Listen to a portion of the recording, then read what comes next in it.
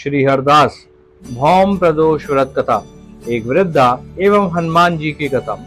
सौनक ऋषि सूत जी से बोले, कृपया अब मंगल प्रदोष की कथा का वर्णन करने की कृपा करें।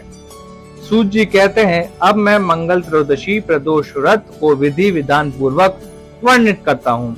मंगलवार का दिन रोगों एवं व्याधियों को नष्ट करने वाला है। इस व्रत में एक समय गेहूं एवं गुड़ का भोजन करना चाहिए।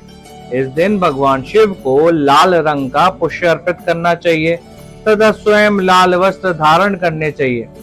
इस व्रत का पालन करने से निसंदेह ही सभी प्रकार के पापों एवं रोगों से मुक्ति प्राप्त होती है।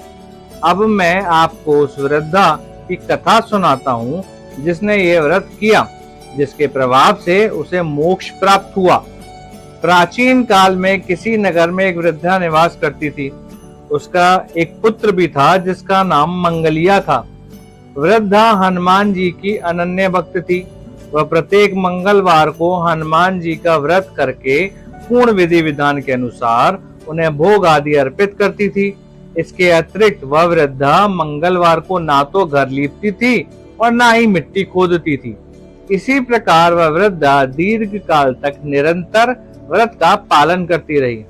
एक समय हनुमान जी ने इस वृद्धा की भक्ति की परीक्षा लेने का विचार किया।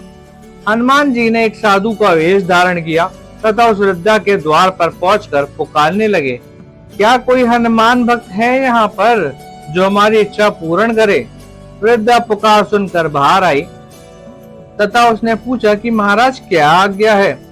साधु वेशधारी हनुमान जी ने कहा, मुझे अत्यंत तीव्र क्षुधा लगी है, मैं भोजन करूंगा, तू थोड़ी सी भूमि लीप दे।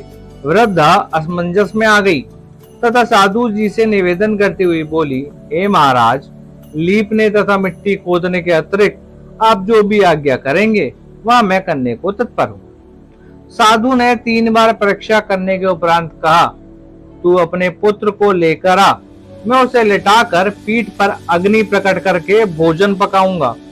यह सुनकर वृद्धा व्यथित हो उठी, किंतु वह साधु को वचन दे चुकी थी। अंततः अपने वचन का पालन करने हेतु उसने अपने पुत्र मंगलिया को साधु महाराज को सौंप दिया। किंतु साधु रूपी हनुमान जी उस वृद्धा की और परीक्षा लेना चाहते थे। अंततः उन्होंने उस वृद्धा को स्वयं ही अपने हाथों से मंगलिया को उल्टा लिटाकर उसकी पीठ पर अग्नि दहन करवाई। अग्नि दहन करके व्याकुल मन से वृद्धा अपने घर के अंदर चली गई। भोजन पकाने के उपरांत साधु ने वृद्धा को बुलाकर कहा, तू भी मंगलिया को बुला ले ताकि वह भी आकर भोग लगा लेगा।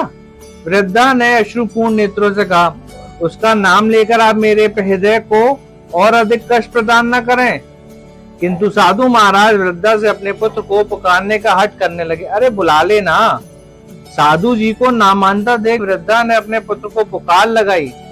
उसके पुकारते ही मंगलिया तक्षण हंसता खेलता दौड़ा चला आया।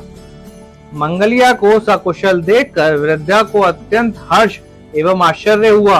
वह साधु महाराज के चरणों में बारंबार नमन करने लगी। साधु वेशधारी हनुमान जी ने वृद्धा को अपने वास्तविक रूप का दर्शन दिया।